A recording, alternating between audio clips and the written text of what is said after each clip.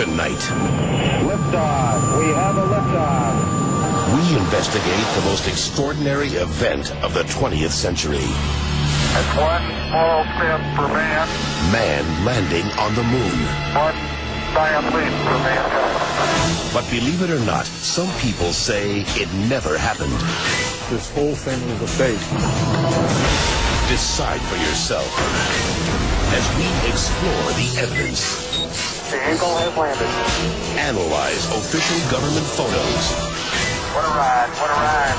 Examine the films. The flag flaps on the moon where there's no atmosphere. And hear the testimony of one former astronaut who's not afraid to speak his mind. NASA could have covered it up. Could the government have orchestrated the deception of the century? NASA could have pulled off the greatest hoax of all time. You be the judge. On Conspiracy Theory, did we land on the moon?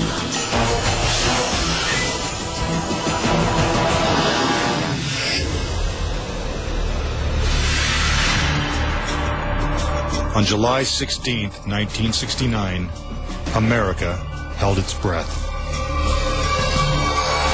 10, 9, ignition sequence start. 6,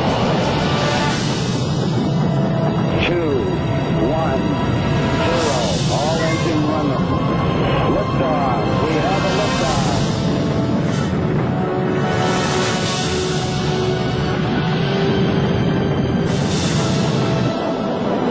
Apollo 11 blasted into space, beginning its 250,000-mile journey to the moon. During their 8-day voyage, the Apollo 11 astronauts saw spectacular views of the Earth.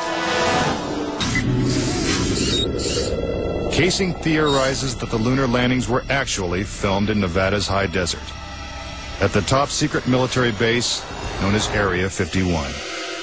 Area 51 is one of the most heavily guarded facilities in the United States. If you went in and tried to get some information, you could be shot and killed without any warning. Russian spy satellite photos of Area 51 reveal not only a series of hangars that resemble movie sound stages, but also barren moon-like areas which coincidentally are covered with craters. Compare this photo of a lunar crater allegedly taken from the moon's orbit by Apollo 10 with this satellite photo of a crater at Area 51. Even astronauts acknowledge the similarity of the terrain. Did they really land on the moon? Most of us think so. Bill Casing was an analyst and engineer at Rocketdyne, the company that designed the Apollo rockets. There were many problems that evolved during the 60s that led people to believe that we're never going to make it to the moon.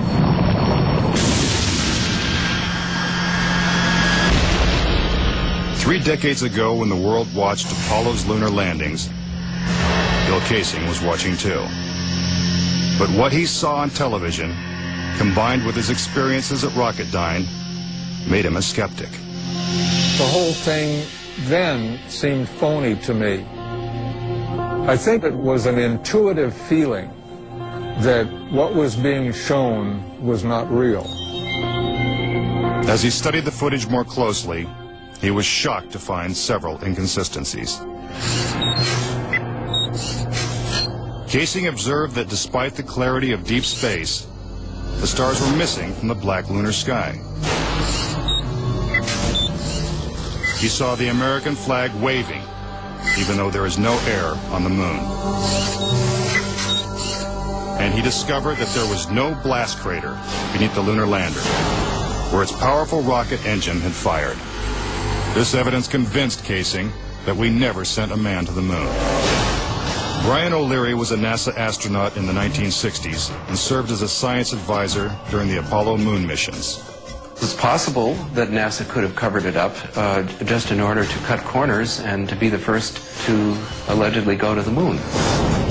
Meanwhile, America's space program was having difficulty even getting off the ground. The chances of getting to the moon and returning safely to Earth were something like 0.0017%.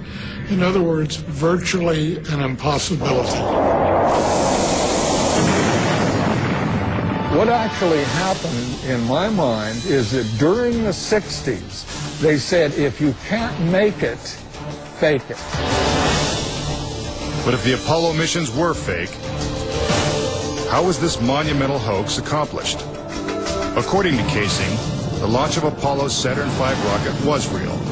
It just never sent astronauts to the moon. The astronauts were launched with the Saturn V. Then, in order to account for their disappearance, they simply orbited the Earth for 8 days. And in the interim, they showed these fake pictures of the astronauts on the moon. But on the 8th day, the command capsule separated from the vehicle and descended to Earth, as of course was shown in films. Casing theorizes that the lunar landings were actually filmed in Nevada's high desert, at the top secret military base known as Area 51. Area 51 is one of the most heavily guarded facilities in the United States. If you went in and tried to get some information, you could be shot and killed without any warning. Russian spy satellite photos of Area 51 reveal not only a series of hangars that resemble movie sound stages, but also barren moon-like areas which coincidentally are covered with craters. Compare this photo of a lunar crater allegedly taken from the moon's orbit by Apollo 10 with this satellite photo of a crater at Area 51. Even astronauts acknowledge the similarity of the terrain. The noise level of a rocket engine is up into the 140, 150 decibel range. In other words, enormously loud. How would it be possible to hear astronauts' voices against the background of a running rocket engine? Picking up some dust. 30 feet, 2.5 down. But despite the lack of clarity, conspiracy theorists see evidence suggesting that these images were staged. It's absolutely unreal. Although it appears that the astronauts are moving in the moon's gravity, which is 1/6 that of the Earth, Percy notes that when the speed of the film is doubled, the astronauts appear to be running as if in Earth's gravity.